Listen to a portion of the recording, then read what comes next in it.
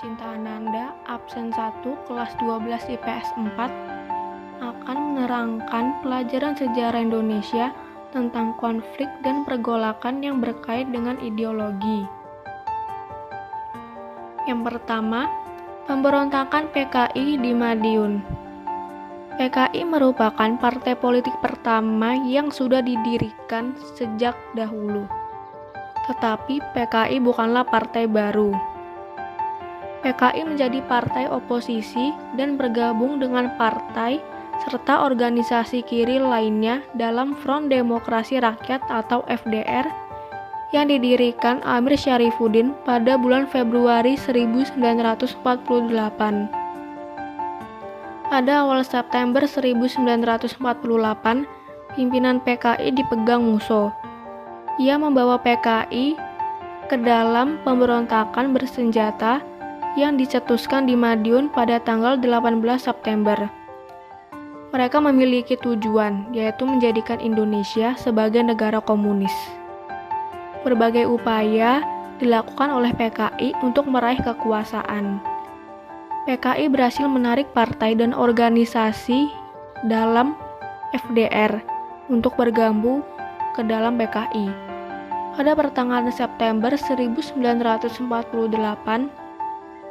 pertempuran antara kekuatan-kekuatan bersenjata yang memihak PKI dengan TNI mulai meletus.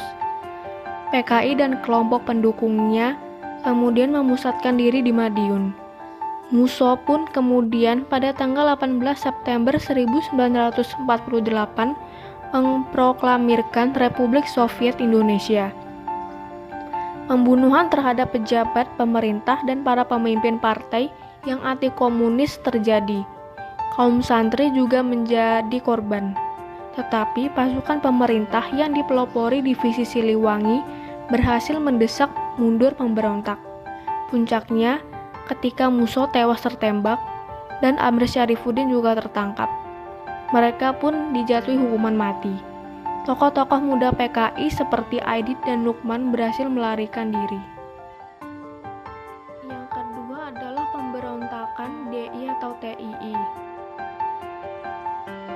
Pemberontakan DI atau TII yang meluas di beberapa wilayah Indonesia bermula dari sebuah gerakan di Jawa Barat yang dipimpin oleh SM Kartosuwiryo.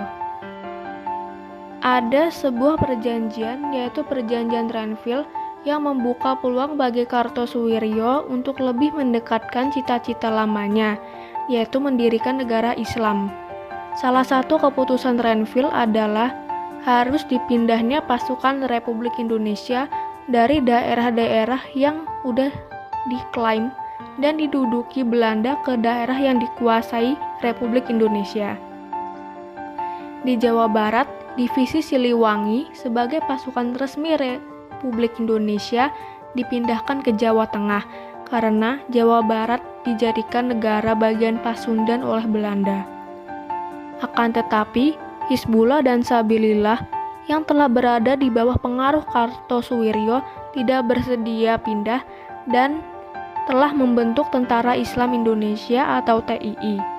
Kosongnya kekuasaan Republik Indonesia di Jawa Barat dimanfaatkan oleh Kartosuwiryo.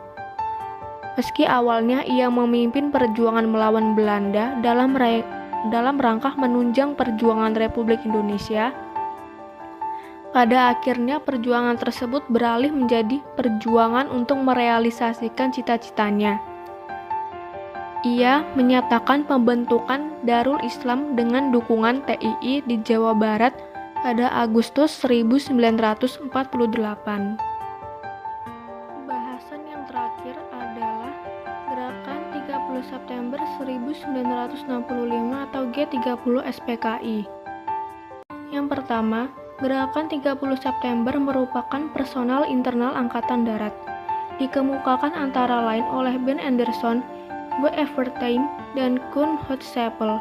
Teori ini menyatakan bahwa G30S hanyalah peristiwa yang timbul akibat adanya persoalan di kalangan Angkatan Darat sendiri.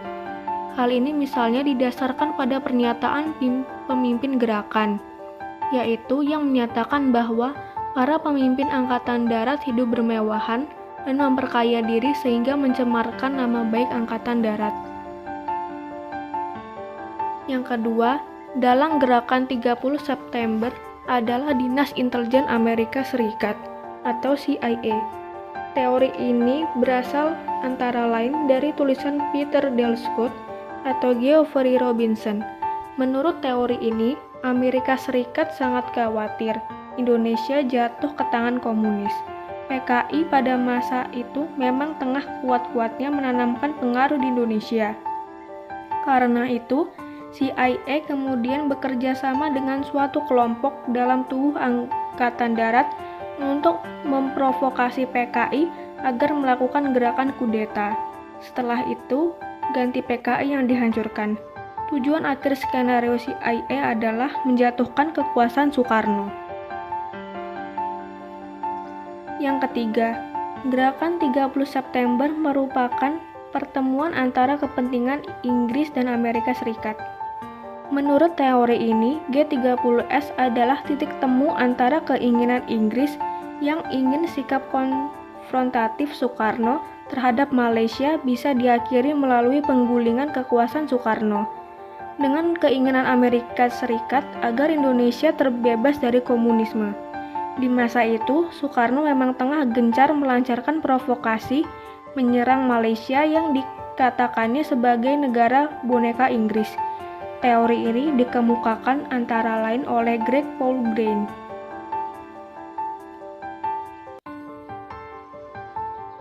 Yang keempat, Soekarno adalah dalang gerakan 30 September.